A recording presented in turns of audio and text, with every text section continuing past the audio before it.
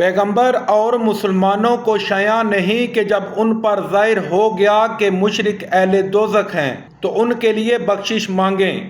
گو وہ ان کے قرابت دار ہی ہوں۔ اور ابراہیم کا اپنے باپ کے لیے بخشش مانگنا تو ایک وعدے کے سبب تھا جو وہ اس سے کر چکے تھے، لیکن جب ان کو معلوم ہو گیا کہ وہ اللہ کا دشمن ہے تو اس سے بیزار ہو گئے۔ کچھ شک نہیں کہ ابراہیم بڑے نرم دل اور متحمل تھے، اور اللہ ایسا نہیں کہ کسی قوم کو ہدایت دینے کے بعد گمراہ کر دے جب تک ان کو وہ چیز نہ بتا دے جس سے وہ پرہیز کریں۔ بے شک اللہ ہر چیز سے واقف ہے۔ اللہ ہی ہے جس کے لیے آسمانوں اور زمین کی بادشاہت ہے، وہی زندگانی بخشتا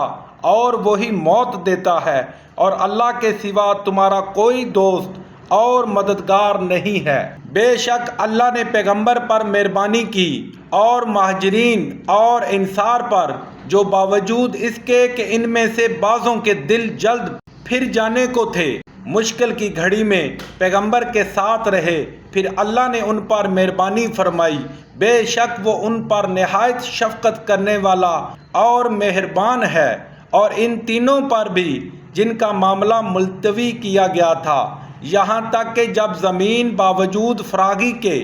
ان پر تنگ ہو گئی اور ان کی جانیں بھی ان پر دوبر ہو گئیں، اور انہوں نے جان لیا کہ اللہ کے ہاتھ سے خود اس کے سوا کوئی پناہ نہیں، پھر اللہ نے ان پر مہربانی کی تاکہ توبہ کریں۔ بے شک اللہ توبہ قبول کرنے والا مہربان ہے۔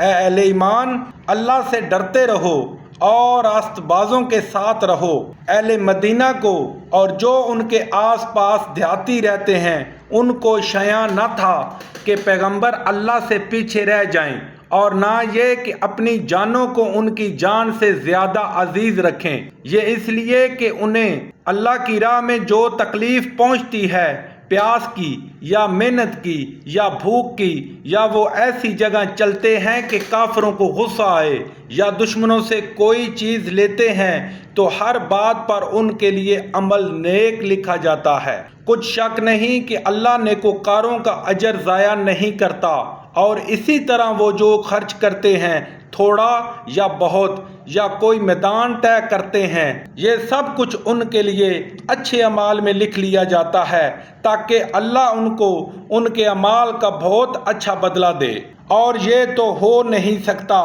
کہ مومن سب کے سب نکل آئیں، تو یوں کیوں نہ کیا کہ ہر ایک جماعت میں سے چند اشخاص نکل جاتے تاکہ دین کا علم سیکھتے اور اس میں سمجھ پیدا کرتے، اور جب اپنی قوم کی طرف واپس آتے تو ان کو ڈر سناتے تاکہ وہ حذر کرتے۔ اہل ایمان، اپنے نزدیک کے رہنے والے کافروں سے جنگ کرو، اور چاہیے کہ وہ تم میں سختی یعنی محنت قوت جنگ معلوم کریں، اور جان رکھو کہ اللہ پرہیزگاروں کے ساتھ ہے۔ اور جب کوئی صورت نازل ہوتی ہے تو بعض منافق استہزاء کرتے اور پوچھتے ہیں کہ اس صورت نے تم میں سے کس کا ایمان زیادہ کیا ہے، سو جو ایمان والے ہیں ان کا تو ایمان زیادہ کیا، اور وہ خوش ہوتے ہیں۔ اور جن کے دلوں میں مرض ہے ان کے حق میں خبث پر خبث زیادہ کیا، اور وہ مرے بھی تو کافر کے کافر۔ کیا یہ دیکھتے نہیں کہ یہ ہر سال ایک یا دو بار بلا میں پھنسا دیے جاتے ہیں،